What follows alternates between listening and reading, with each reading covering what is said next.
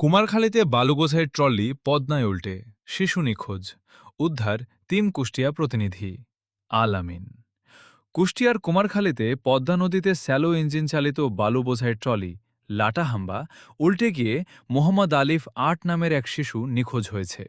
এ ঘটনায় অপর তিন শিশুকে জীবিত উদ্ধার করা হয়েছে।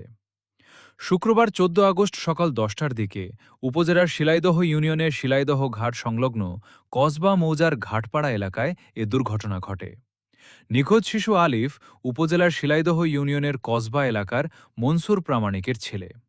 স্থানীয় সূত্র ও প্রত্যক্ষদর্শীরা জানান, সকালে শিলাইদহ ব্লক এলাকা থেকে আব্দুল আহাদ, জিহাদ, ওমর ফারুক ও মোহাম্মদ আলিফ নামের ৪ শিশু খেলার ছলে বালু বোঝাই একটি ট্রলিতে ওঠে।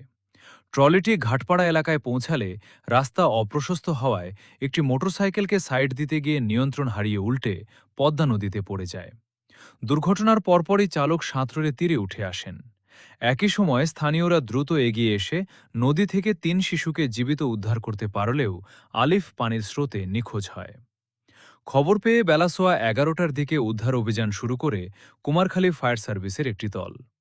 ফায়ার সার্ভিসেস ও স্থানীয়দের যৌথ প্রচেষ্টায় ডুবে যাওয়া ট্রলিটি নদী থেকে তুলে আনা সম্ভব হলেও শেষ খবর পাওয়া পর্যন্ত নিখোঁজ শিশু আলিফের কোনো সন্ধান মেলেনি।